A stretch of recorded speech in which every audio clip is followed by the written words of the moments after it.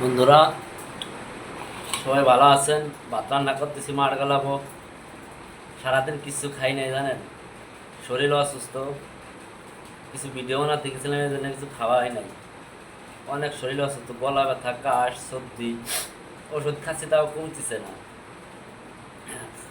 মুখের ভিতর খালি জ্বলতেছে আর কাশ উঠতেছে। এখন ভাতের মার গেলাবো, ভাত হয়ে গেছে। ভাত বেশি হয়ে গেছে রে, ভাত নরম হয়ে গেল। খাবানি কেমনে? আল্লাহ,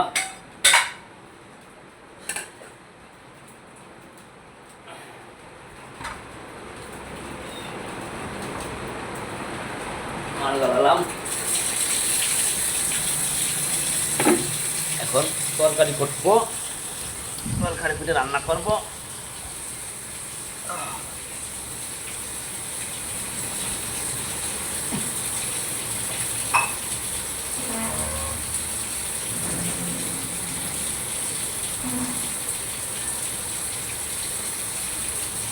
আল্লাহ,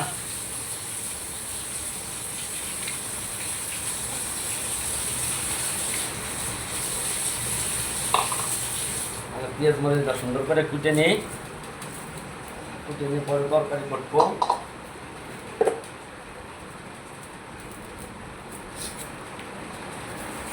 বন্ধুরা, আমার ভিডিওগুলো আপনারা সাপোর্ট করেন। আমি অনেক কষ্ট করে করি, বুঝছেন? কারণ ব্যাচেলার জীবন তো বোঝেনি, অনেক কষ্ট, অনেক কষ্টের ভিডিও করতে।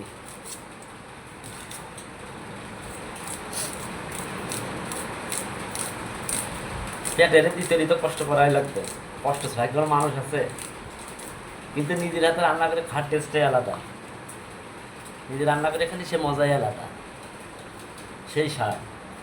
যাই খান, নিজের হাতে রান্না করে যদি আপনি ওই আলু ভর্তা দিয়ে ভাত খান, পোলাও বিরিয়ানি না খেয়ে, তাও স্বাদ। আর পোলাও বিরিয়ানি হলে তো কোনো কথাই নাই, খালি খালি স্বাদ আর স্বাদ, খালি খাওয়ান আর খাওয়ান।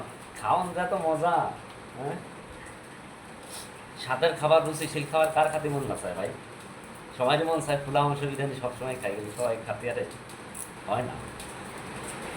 ভালো মন্দ দুই এক থেকে তিন বেলা খাওয়া যায়, তারপর আর খাওয়া যায় না, ঠিক আছে? আর রান্না যদি ভালো হয়, তাহলে ওই হাতের রান্না যদি ভালো হয়, তাহলে ওই ডাউল রান্না করলেও বসেছে ভালো লাগে, পেট ভরে ভাত খাওয়া যায়।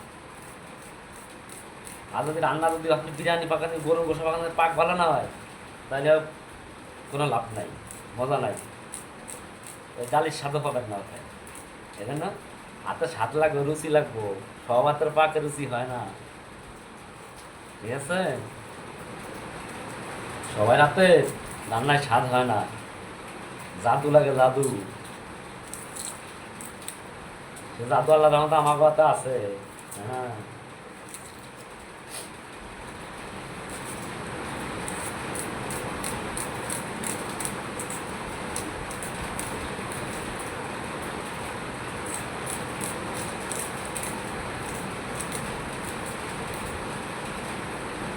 সুন্দর করে পেঁয়াজ কাটতেছে। পেঁয়াজ কাটার শেষে তরকারি কাটবো।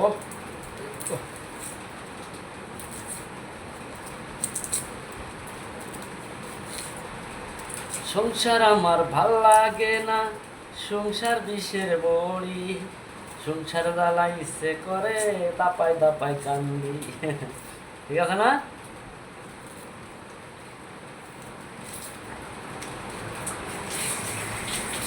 কি যে স্বাদ, এত স্বাদ কেন? খালি খাও না।